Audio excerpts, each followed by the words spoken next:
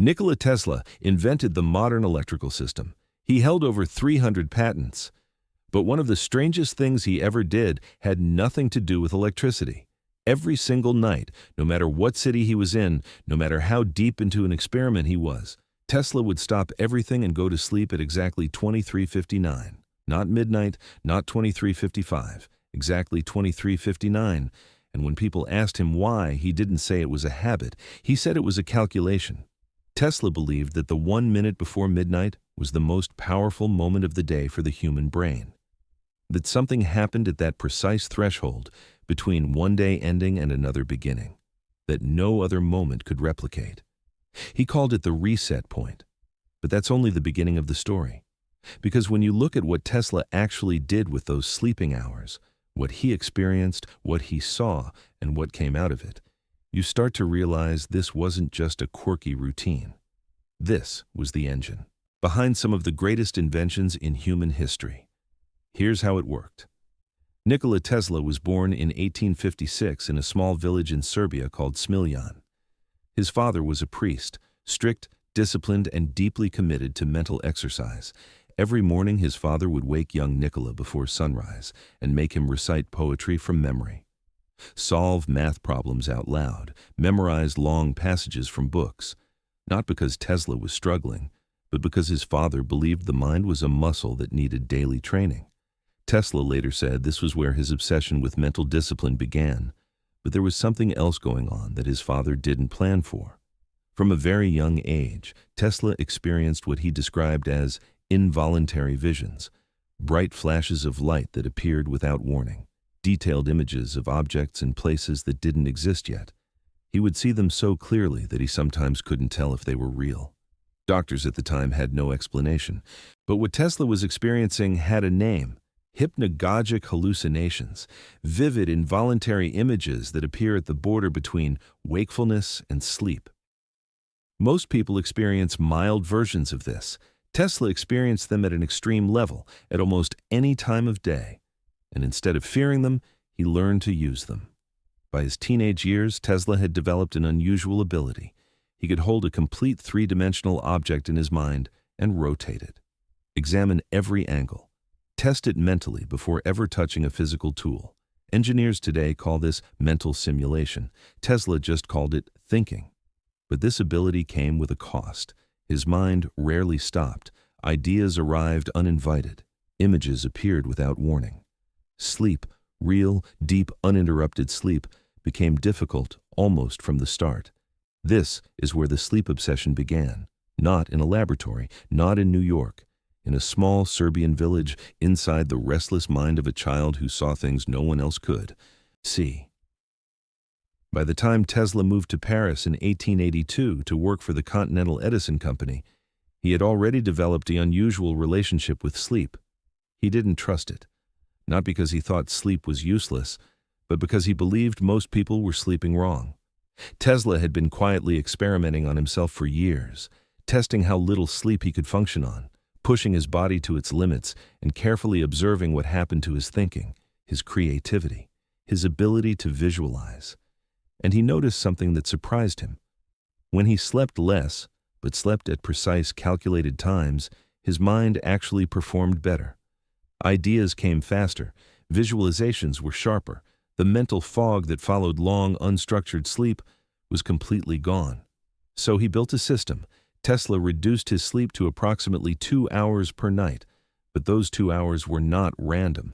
They were timed with near-obsessive precision, and the anchor point of the entire system was always the same. Sleep had to begin at 23:59.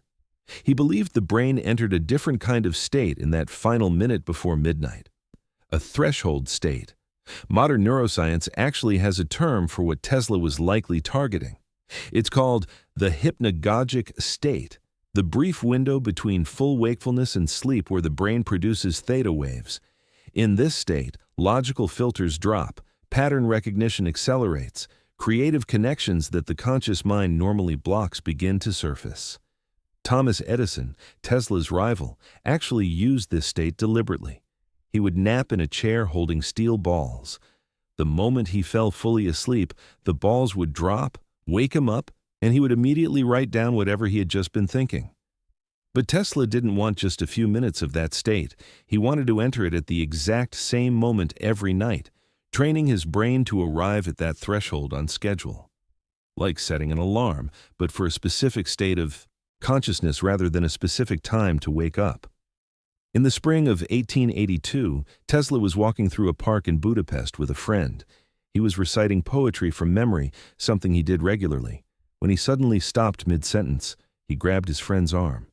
And then, standing completely still in the middle of the park, Tesla described in precise detail a rotating magnetic field, a motor that ran on alternating current. He could see it, fully formed, every component in place, rotating in his mind like a working machine. He hadn't built it yet, he hadn't drawn it yet, but it was complete.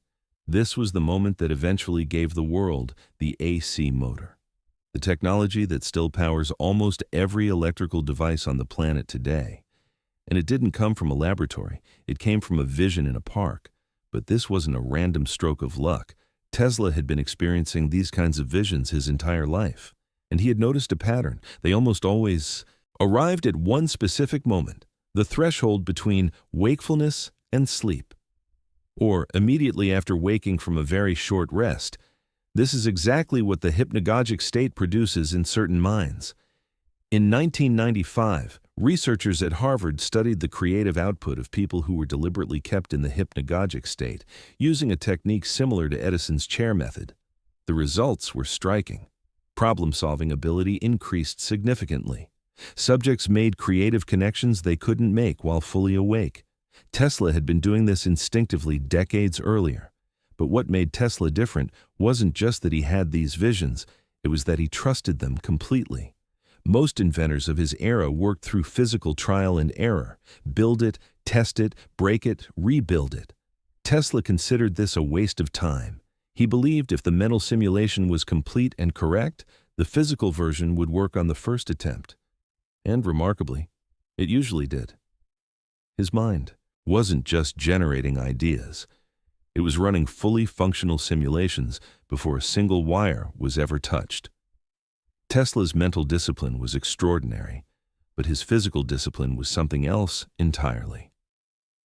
By the time he arrived in New York in 1884, Tesla was working 18 hours a day, sometimes more. He would enter his laboratory before sunrise and not leave until well past midnight. His assistants struggled to keep up. Some quit within weeks, but Tesla kept going. His diet during these years was extreme by any standard. He gradually eliminated most solid foods. In his later years, he survived almost entirely on warm milk, honey, and vegetable juices. He believed heavy food slowed the brain, that digestion consumed energy the mind needed for thinking. What's surprising is that modern research partially supports this. Studies on intermittent fasting show measurable improvements in cognitive clarity and focus during periods of caloric restriction. Tesla had no access to this research, but he had been running the experiment on himself for decades. His physical routines were equally precise. Every day, Tesla walked between 8 and 10 miles, not for exercise in the traditional sense, but because he believed rhythmic physical movement synchronized the brain. He worked out exact distances, tracked his steps, and refused to vary the routine. But then the body started to push back. In 1895, Tesla's laboratory on South Fifth Avenue in New York burned to the ground. He lost years of work in a single night. The physical and mental exhaustion that followed brought him to the edge of collapse. Doctors warned him he was destroying his health. He ignored them, but the collapse came anyway. Tesla began experiencing extreme sensitivity to light and sound. A nearby camera flash felt, he said, like a physical blow. The vibration of a passing train could leave him unable to function for hours. His nervous system, pushed beyond its limits for years, was beginning to break down. The very instrument he had spent his life sharpening was starting to crack. By the early 1900s, Tesla was living permanently in hotels. No home, no family, no close relationships to speak of, just work, routines, and an increasingly elaborate set of daily rituals that he followed with absolute consistency. He stayed at the Waldorf Astoria in New York for years, then later at the Hotel New Yorker, where he would live until his death. And in every room, in every hotel, The rituals were identical. Before sitting down to eat, Tesla would calculate the cubic volume of his food, every meal, every time. He didn't fully explain why, but his notes suggest he believed precise measurement created a mental order that carried over into his work. He refused to touch other people's hair. He was deeply disturbed by pearls, to the point where he once sent a secretary home because she was wearing a pearl necklace. He would only use exactly 18 napkins when dining, not 17, not 19. 18, because 18 is divisible by 3, and 3 was Tesla's most sacred number. This wasn't decoration. This was architecture. Tesla's entire daily life was structured around the number 3 and its multiples. He walked around a building 3 times before entering. He performed tasks in groups of 3. His sleep system, including the 23:59 bedtime, was part of a larger numerical framework he had built around his day. But then there was the pigeon. In his later years at the Hotel New Yorker, Tesla developed a deep bond with a specific white pigeon he fed daily in Bryant Park. He described her as the great love of his life. When she died, he said something inside him died with her. It sounds eccentric, but it points to something important. Tesla had sacrificed every normal human connection in service of his work. The rituals weren't just habits. They were the closest thing he had to relationships. In 1905, something broke. Tesla had spent the previous decade in a slow, grinding war with J.P. Morgan, his former financial backer, over funding for Wardenclyffe Tower. His grand project, a wireless transmission tower on Long Island that he believed could send electricity and information anywhere on Earth without wires. Morgan pulled the funding, and Tesla, already running on years of minimal sleep and extreme physical depletion, collapsed, not metaphorically, physically and mentally. He checked into a sanitarium, stopped working, stopped communicating with almost everyone he knew. For a man who had defined himself entirely through relentless productivity, this was a complete unraveling. What followed was a years-long descent into paranoia and sensory chaos. Tesla became convinced that other scientists were stealing his ideas. He developed an intense fear of germs, washing his hands compulsively, refusing to shake hands with anyone. His sensitivity to light and sound, already severe, became almost unbearable. He reported hearing thunderstorms from hundreds of miles away. He claimed he could feel the rotation of the Earth. Modern psychiatrists who have studied Tesla's documented symptoms suggest he likely had obsessive-compulsive disorder, combined with a form of sensory processing disorder that worsened significantly under prolonged sleep deprivation. But here's what makes this more than just a sad story. The same neurological wiring that made Tesla hypersensitive to stimulation, the same brain that couldn't filter out noise or light, was also the brain that couldn't filter out ideas. The same sensitivity that eventually broke him was the sensitivity that had powered him. You couldn't have one without the other. Tesla had spent decades treating his brain like a precision instrument, but precision instruments are fragile.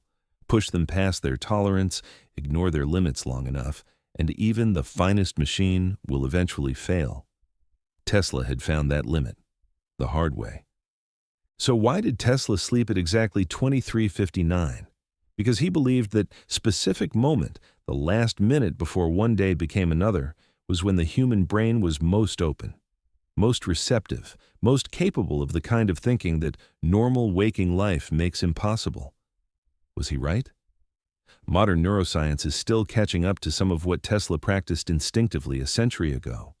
But what's certain is this: Tesla didn't leave genius to chance. He engineered it. Every single day. Down to the last minute. If you enjoyed this video, subscribe. There's a lot more where this came from.